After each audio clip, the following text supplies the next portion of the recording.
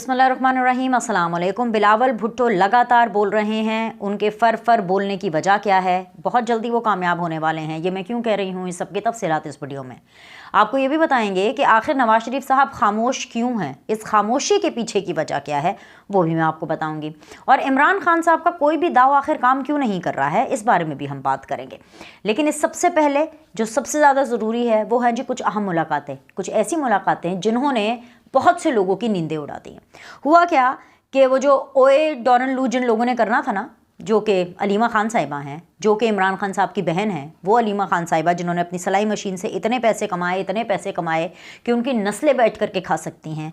ऐसी बरकत उनकी सिलाई मशीन के अंदर ऊपर वाले ने डाली। मैं दुआ करती हूँ कि ऐसी बरकत हर सिलाई मशीन चलाने वाले के काम के अंदर अल्लाह ताला डाले, ऊपर वाला डाले, ताकि उनकी 7 नस्लें इस तरह से बैठ करके खाएँ।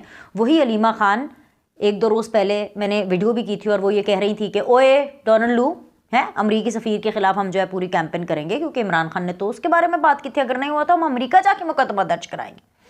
मैं आपको ये बता दूं कि अमेरिका को यूज़ करने के बाद, अमेरिका का एंटी अमेरिकन बयानिया पाकिस्तान में बनाने के बाद इमरान खान साहब खुद अपनी पिंगे बढ़ाते रहे हैं। पीटीआई ने लगातार अमेरिका को इंगेज किया है, अमेरिका से माफ़ी भी मांगी है, उनकी एम्बुलेंसेस भी ली हैं, उनको पैसे दे करके अपनी पीआर भी कराई है। लेकिन इसके फिर बावजूद भी वो आवाम को ये मंजन बेच रहे हैं कि ओए डोनाल्ड लू, ठीक है ना, ये बात तो हो गई। अब उससे एक कदम आगे बात बढ़ गई है। बात इसलिए एक कदम आगे बढ़ गई है क्योंकि जो डोनाल्ड लू हैं, इमरान खान साहब से तो इन्होंने पता नहीं सुलेमानी टोपी पहन के शायद मुलाकात की थी, क्योंकि परवेज़ इलाही साहब भी बता रहे हैं खुद अपने लोगों की मुलाकातें करानी होती हैं तो झूठी मुलाकातें।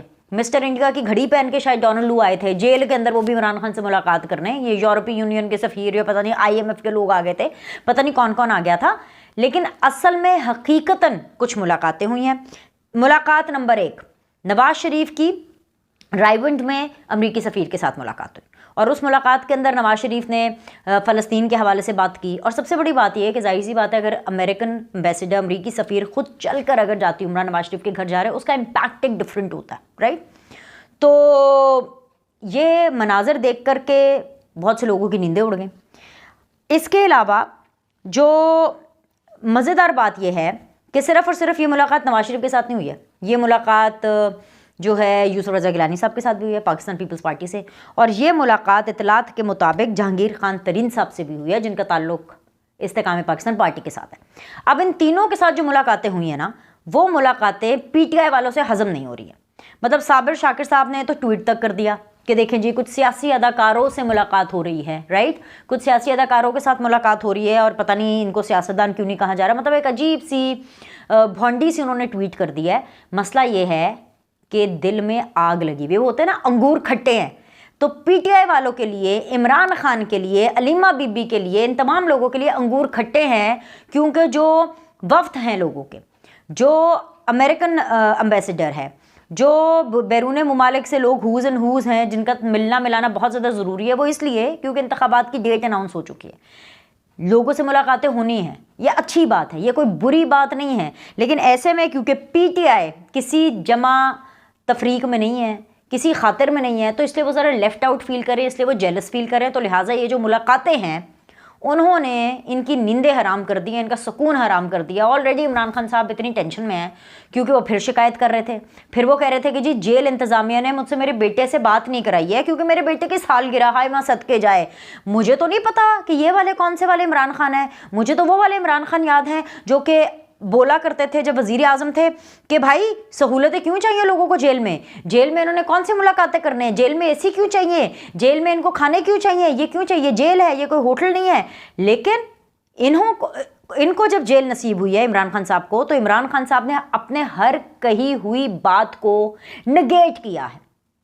हर कही हुई बात को इन्होंने जो जो चीज़ें लोगों के बारे में पॉइंट आउट की, जो जो चीज़ें नवाज शरीफ के बारे में पॉइंट आउट की, जो जो चीज़ें मरीम के बारे में पॉइंट आउट की, वो खुद चीज़ें करने पर मजबूर हो गए हैं। वक्त ने इनको एक ऐसे दोराहे पर खड़ा कर दिया। लेकिन इंटरेस्टिंग चीज़ ये है कि इनको शर्म फिर भी नहीं आती है।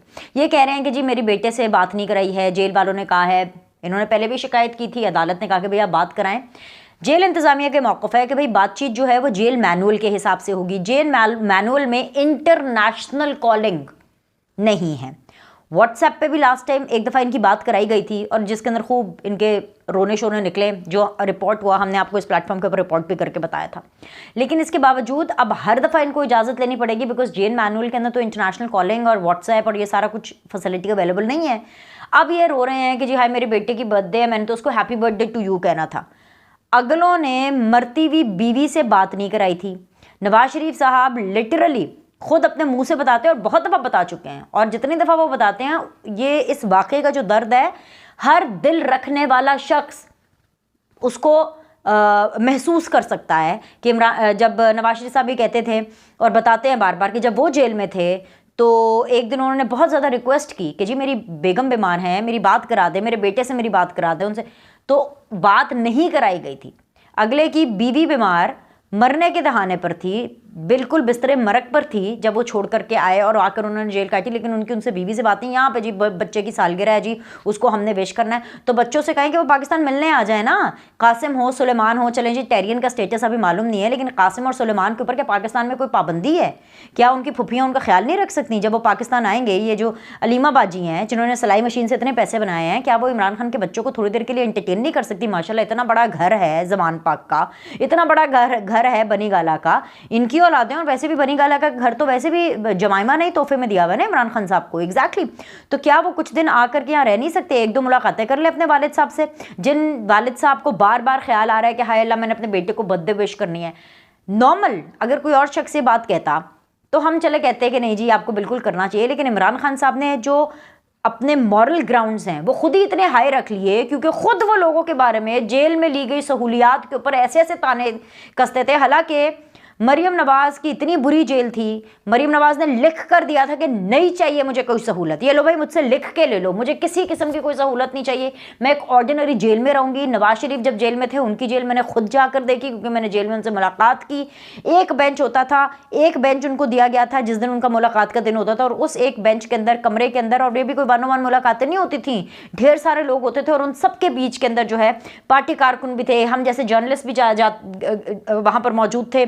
इसके अलावा उनके कुछ रिश्तेदार भी मौजूद थे, और पता नहीं कोई फ्रांस से डिज़ाइनर आए हुए थे मिलने के लिए नवाज शरीफ साहब से जेल के अंदर। और एक बेंच होता था, कुछ लोग खड़े होकर के मुलाकात करते थे, और नवाज शरीफ को टेंशन पड़ जाती थी कि अभी इतने ज़्यादा लोग कमरे में आगे मिलने के लिए, उनको बैठाना कहाँ पर है, क्योंकि वो बड़ी नफीस और बड़े रवादारी वाले शख्स थे।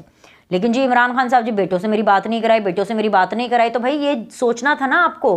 अब ये, लेकिन अभी भी मैं ये उम्मीद करती हूँ कि इमरान खान साहब अब जब भी जेल से बाहर निकले वो कैदियों के लिए तमाम तर सहूलियात प्रोवाइड करेंगे, क्योंकि जितनी सहूलियत इमरान खान को मिली है वो तो एक महल में रह रहे हैं। जिम करने के लिए रॉड लगा हुआ है, जिम करने के लिए एक्सरसाइजिंग मशीन है, जिम करने के लिए तमाम तरह इक्विपमेंट्स है, जगह बड़ी कर दी गई है, कमरे बड़े कर दिए गए हैं, बाथरूम दे दिया गया है, खाना दे दिया गया है। फिर जी ज़बरदस्ती बार बार अदालत को कहा तो अदालत ने व्हाट्सएप के ऊपर इनकी अपने बेटों से बात भी कराई। बेगम से मुलाकातें होती हैं, बहनों से मुलाकातें होती हैं, वकीलों से तो मुलाकातें होती ही रहती हैं। अब खुद अगर ये किसी से ना मिलना चाहे at some point of time और मना कर दें तो फिर ठीक है फाइन, अब तो तन्हाई में भी मुलाकातें करने की जो है वो रिक्वेस्ट जा रही हैं। सो द पॉइंट इज के इमरान खान साहब का कोई दाव चल नहीं रहा है, जितना भी वो कर लें कि हाय जी मेरी बेटी की सालगिरह बात नहीं, क्योंकि इमरान खान ने इससे कहीं ज़्यादा अपने दौरे हुकूमत में अपने कॉम्पिटिटर्स पर जुल्म के पहाड़ तोड़े में और उनको खूब गंदा किया हुआ है। ठीक है, एक तो ये बात है, इसलिए इमरान खान साहब का कोई दाव नहीं चल रहा, क्योंकि कुछ चीज़ मुकाफात अमल भी होती है, कुछ चीज़ें ऐसी होती हैं जो मेरे आपके इख्तियार से कहीं ऊपर होती हैं, वो ऊपर अल्लाह ताला डिसाइड करता है। मुद्दई लाख बुरा चाहे तो क्या होता है, वही होता है जो मंजूर खुदा होता है। तो आपको क्या पता कि अल्लाह ताला को क्या मंजूर है। तो इमरान खान साहब को अभी बहुत आजमाइश वाले लम्हात से गुजरना है, ये मैं आपको फ़िलहाल बता दूँ। अच्छा जी, अब आ जाए जी जो बिलावल भुट्टो बहुत ज़्यादा बोल रहे हैं। बिलावल भुट्टो इसलिए ज़्यादा बोल रहे हैं क्योंकि उनको ये पता लग रहा है कि इस दफ़ा के जो इंतखाबात हैं वो बहुत सख्त होने वाले हैं, कड़े होने वाले हैं।